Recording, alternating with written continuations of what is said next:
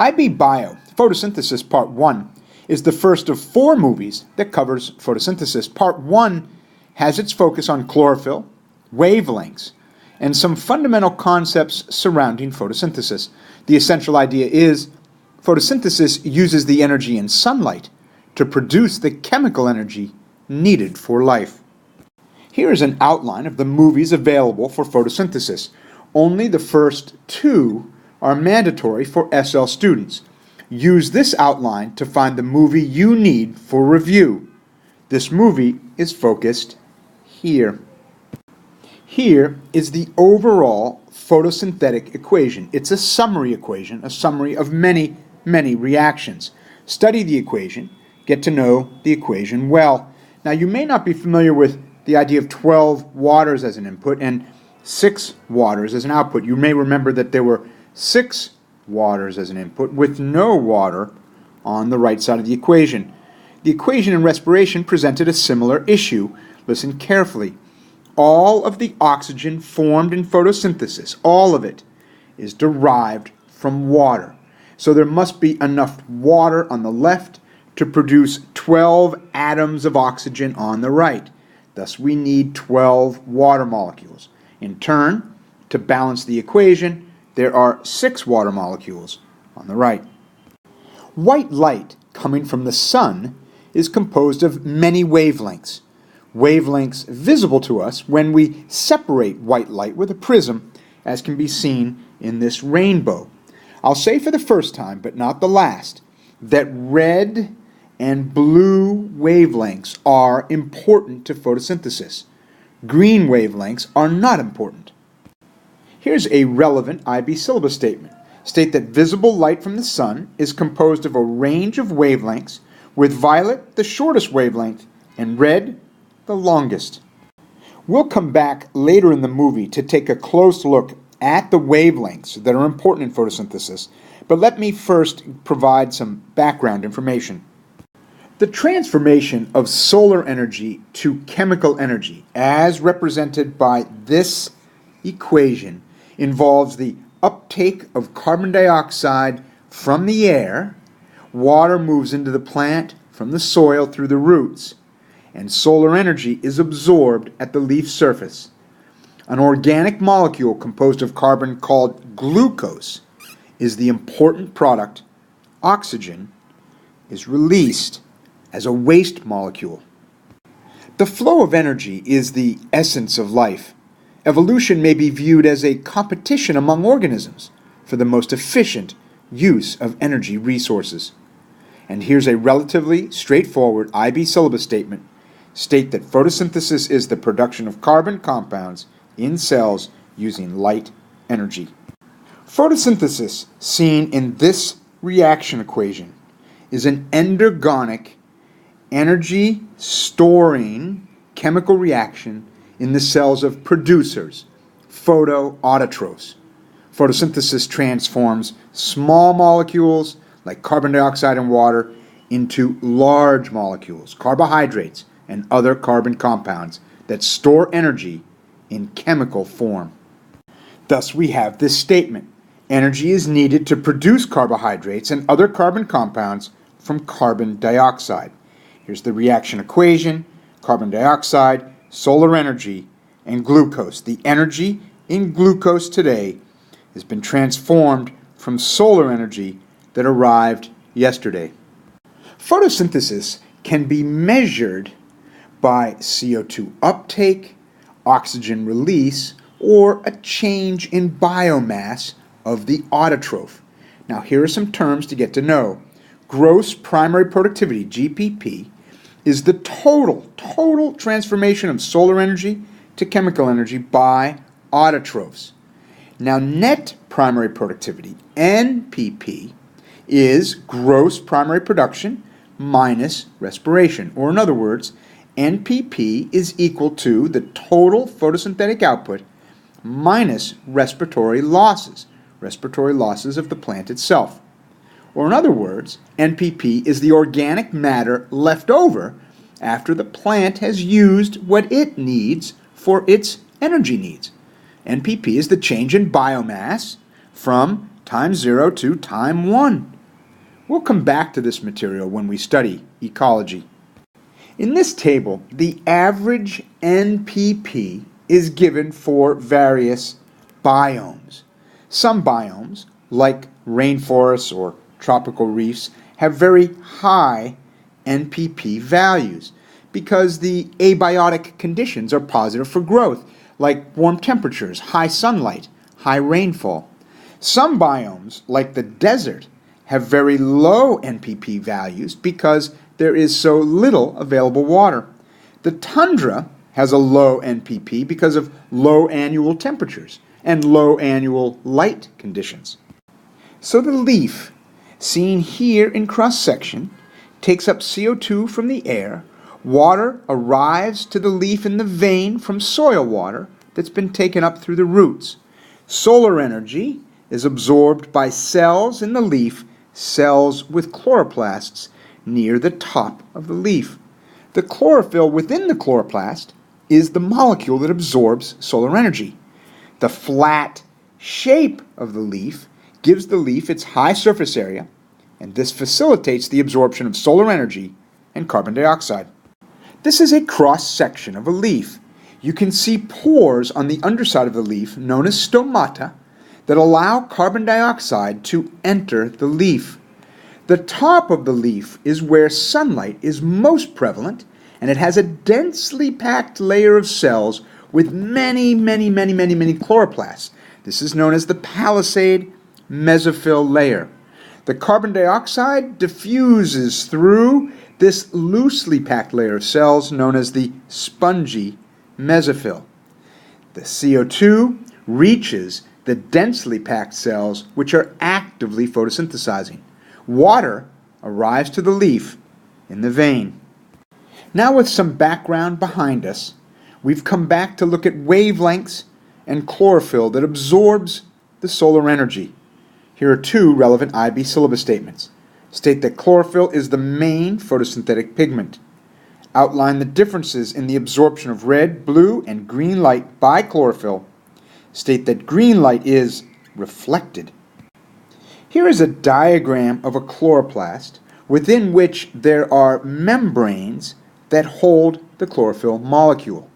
Leaves appear green because chlorophyll reflects and transmits green wavelengths. Red and blue wavelengths are absorbed. This diagram nicely shows that as light with all wavelengths arrives to the chloroplast, green is reflected or transmitted, while the red and the blue are absorbed. The chlorophyll molecule, seen here, has its nonpolar tail embedded, like the post of a flag, into the membranes within the chloroplast. Chlorophyll is the primary photosynthetic pigment, and chlorophyll absorbs red and blue wavelengths. But there are other pigments that extend the range of absorbed wavelengths. The visible spectrum, seen here as 380 nanometers to 750 nanometers, is the most abundant of wavelengths that reach the Earth's surface. These are the wavelengths that get through the Earth's atmosphere to reach the Earth's surface. Most of the other wavelengths outside the visible spectrum are absorbed by the atmosphere, thus don't reach the Earth's surface. Since the visible spectrum is highly available at the Earth's surface, it is no accident that life has evolved to use it. The spectrum from long wavelengths to short is red, orange, yellow, green, blue, indigo, violet. Roy G. Biv is a mnemonic device to help you remember that. But be careful. If we read the spectrum from short to long, as this diagram does, the wavelength colors go violet, indigo, blue, green, yellow, orange, red. So that brings us to these two IB syllabus statements. State that visible light has a range of wavelengths, with violet the shortest wavelength and red the longest.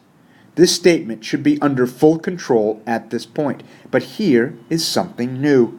Draw an absorption spectrum for chlorophyll and an action spectrum for photosynthesis. Here is an absorbance spectrum for chlorophylls. The graph displays absorbance along the y-axis against wavelengths along the x-axis. You can see that chlorophyll absorbs blue and red wavelengths, but not green. It might occur to you that blue and red wavelengths are important wavelengths in photosynthesis. Stay tuned. Here is another absorption spectrum with absorption on the y-axis, unit of A, and wavelength on the x-axis. This absorption spectrum displays the wavelengths absorbed by pigments other than chlorophyll A. Pigments other than chlorophyll extend the range of absorbed wavelengths. This enhances photosynthesis. Now this graph is an action spectrum. It is not an absorption spectrum. This graph displays photosynthetic rate, action, milliliters of carbon dioxide per area of leaf per time against wavelength. You can see that photosynthetic rate is high when blue or red wavelengths are shined on plants. Notice that green wavelengths do not stimulate photosynthesis. So you need to be able to draw an absorption spectrum for chlorophyll and an action spectrum for photosynthesis. I've just shown you an absorption spectrum and an action spectrum, but make sure that you have the units on the y-axis for each graph clearly stated. Be thoughtful here. Go back and review as need be. You also need to be able to explain the relationship between the action spectrum and the absorption spectrum of photosynthetic pigments in green plants. Now maybe you can already explain the relationship between the absorption spectrum and the action spectrum. Stay tuned. In this graph there are two curves, an absorption spectrum in black and an action spectrum in red. In other words, the y-axis displays the absorption spectrum, unit A, the black curve, as well as the action spectrum rates of photosynthesis, milliliters per area of leaf per time, as the red curve. The two curves superimpose perfectly, and it's not a coincidence.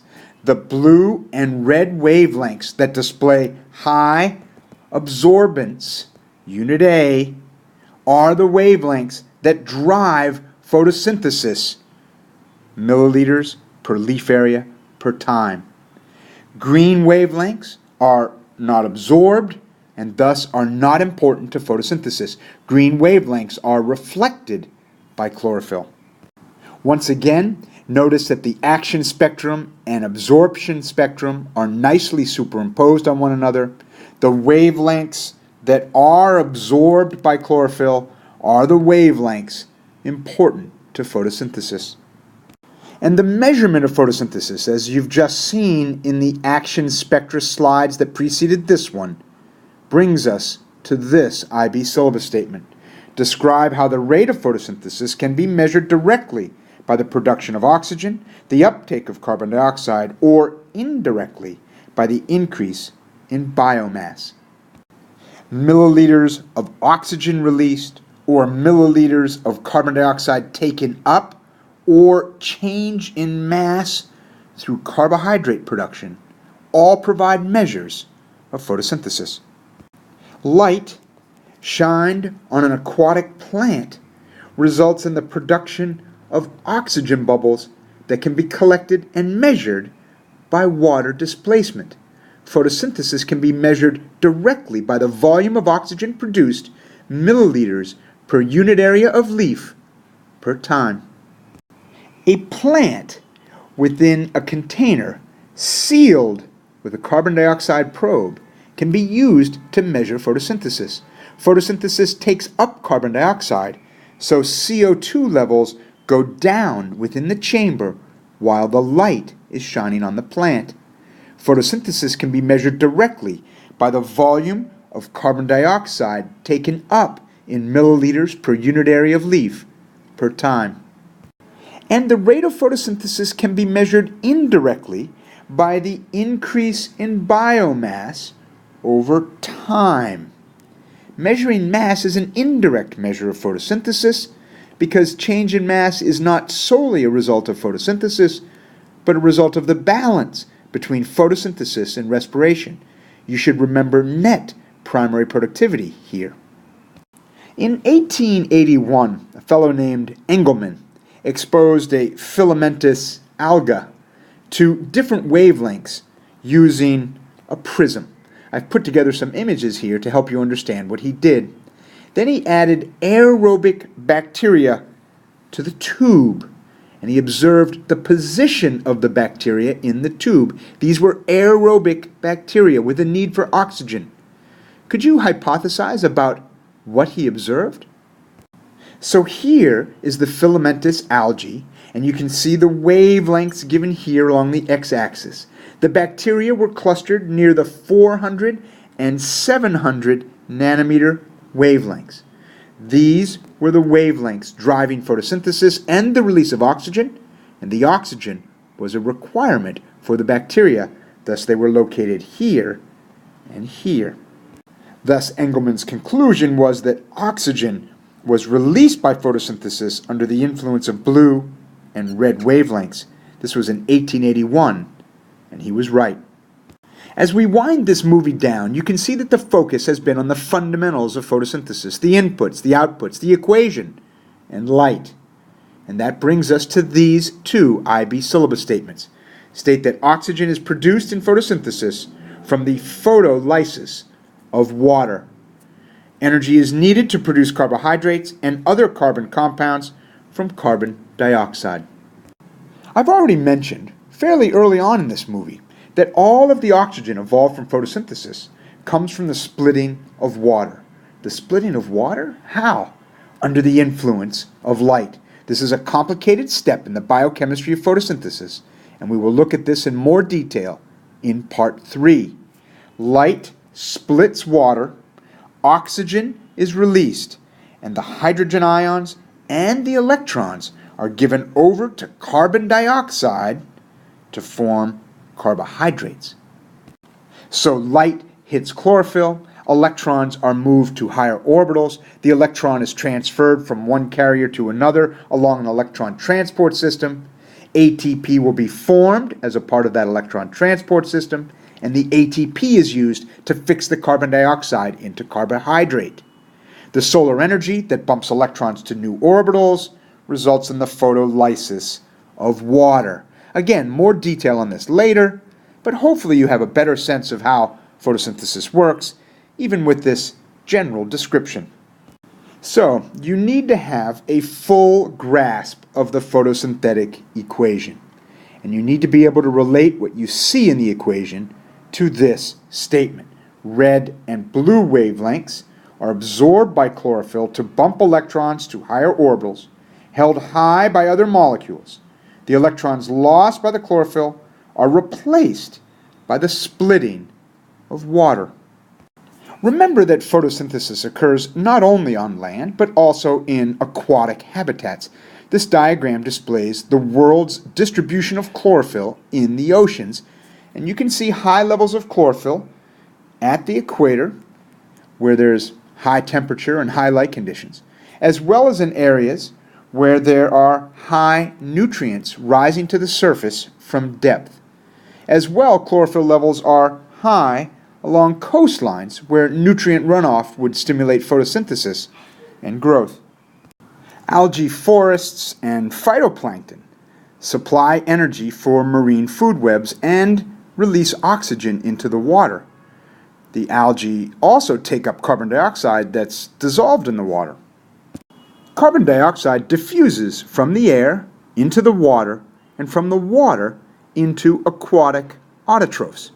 As well, carbon dioxide is produced by respiration and diffuses out of organisms into the water or back into the atmosphere. The oxygen of the Earth's atmosphere originated from photosynthesis beginning 2.7 billion years ago.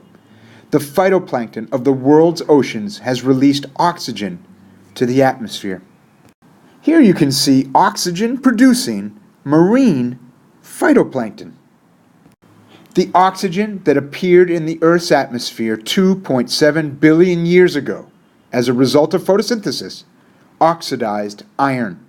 The deep red color of rocks signaled the presence of oxygen in the atmosphere.